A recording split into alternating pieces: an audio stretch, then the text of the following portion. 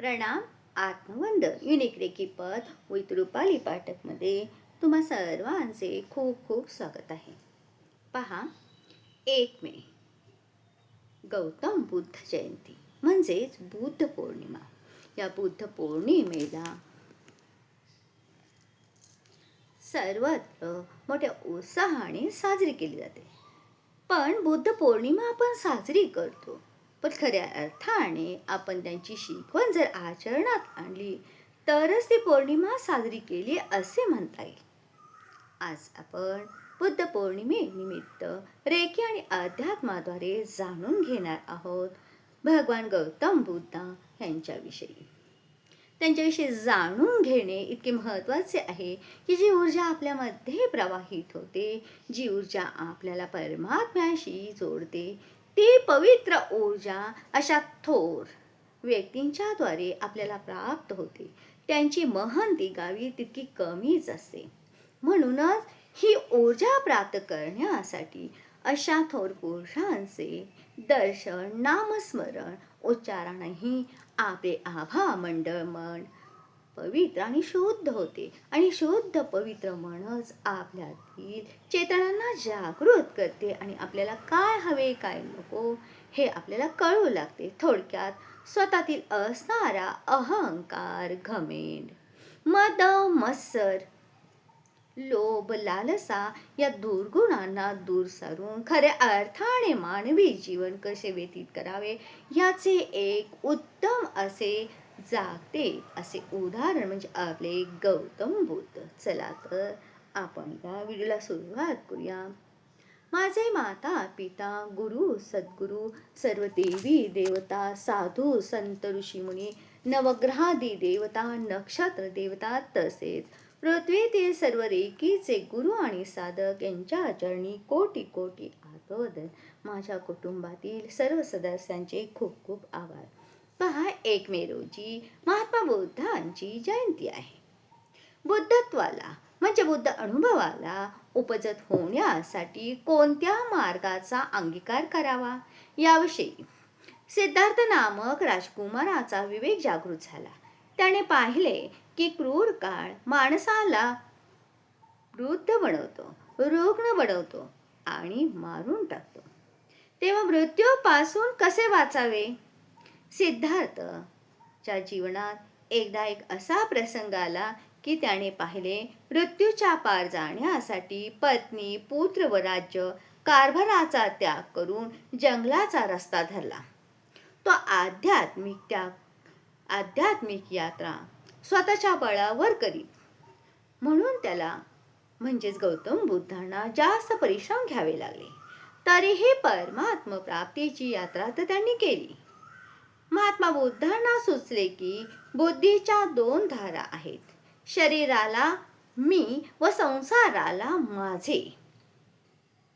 म्हणून मी धनवान आहे, सत्तावान आहे, बलवान आहे अशा प्रकारे पोचण्याची एक धारा असते जिच्यामुळे अहम वाढवता वाढवता माणूस क्रूरतेकडेही चालू लागतो. आणि दुसरा शांतात्मा होण्याचा मार्ग आहे ज्यात करुणा व पोषण दडलेले आहे. बुद्धाने करुणा व पोषणाचा मार्ग अंगीकारला.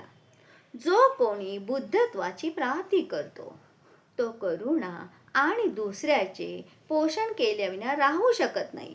बुद्ध जयंती निमित्त विश्व मानवाला असा संदेश आहे की बुद्धीच्या क्रूरतेचा मार्ग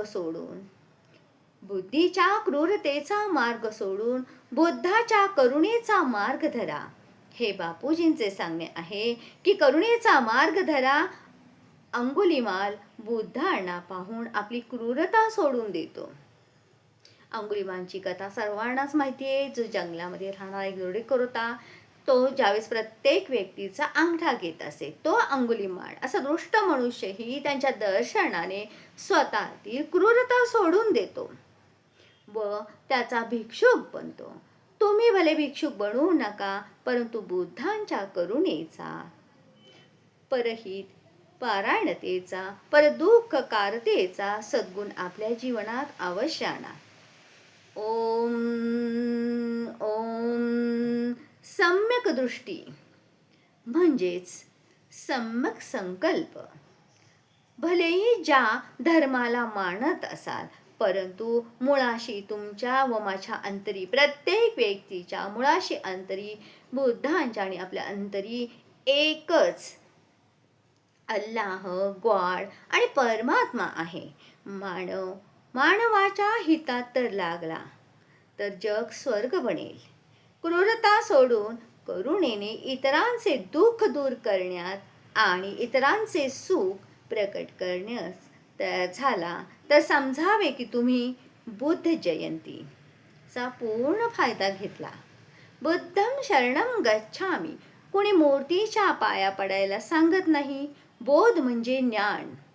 बोध म्हणजे ज्ञान, शरण नाही. जो सर्वांना अंतरात्मा साक्षी चैतन्य आहे, तो संपूर्ण विश्वात आहे. सर्व ब्रह्मांडामध्ये तो एकच आहे. याचे प्रत्यक्ष प्रमाण आहे. एखाद्या माणसाचे रक्त वाहते अथवा तळमळतो तेव्हा इतर लोकांच्या मनात त्याच्याप्रती करुणा उपजते. मग तो त्यांच्या नातेवाईक, तो त्या व्यक्तीचा नातेवाईक असो अथवा कुणी परका असला तरी, आपला मुलगा असो, दुसरा कोणाचाही मुलगा असो, जेव्हा त्याला पीडा होते तेव्हा हृदय द्रवित होते. हृदयामध्ये आपल्याला करुणा होते, कारण एकत्व आहे. आत्माना प्रतिकूला आणि परेशान समाचरित. पद्मपुराणातील सृष्टीखंड 19 मध्ये 336 मध्ये हे सांगण्यात आले की जे तुम्ही स्वतःसाठी इच्छित नाही, जे स्वतःसाठी आपण इच्छित नाही ते दुसऱ्यासाठी करू नका.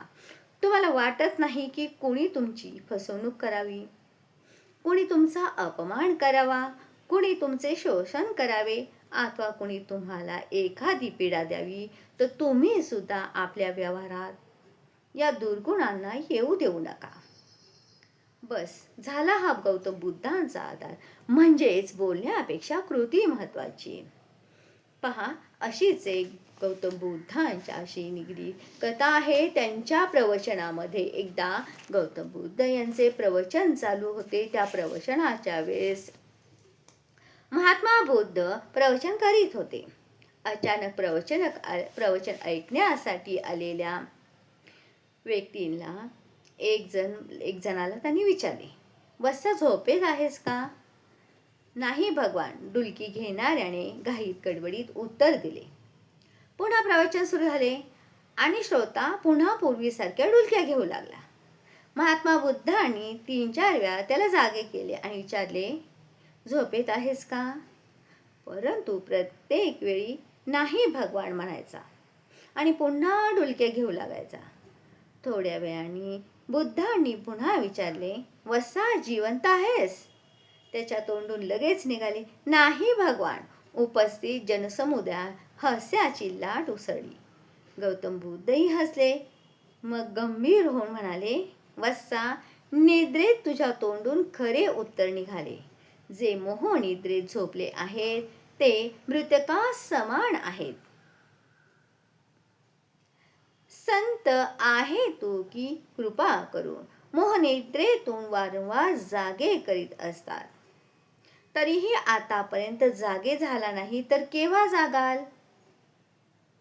आयुष्यरूपी शेत नष्टभ्रष्ट झाल्यावर कितीही रडाल, पश्चाताप कराल, तरी मग काय होणार आहे? या गहन मोहनिद्रेतून जागे व्हा. शास्त्र म्हणतात, दुर्लभ मनुष्य देह देहींना क्षणभृंग रहा. तत्रापि दुर्लभ म्हणणे वैकुंठ प्रियदर्शनम. म्हणजेच मनुष्य देह मिळणे अगदी दुर्लभ आहे. जर तो मिळाला तरी क्षणभृंगर आहे, क्षणिक आहे. मनुष्य देहाचा काहीही भरोसा नाही.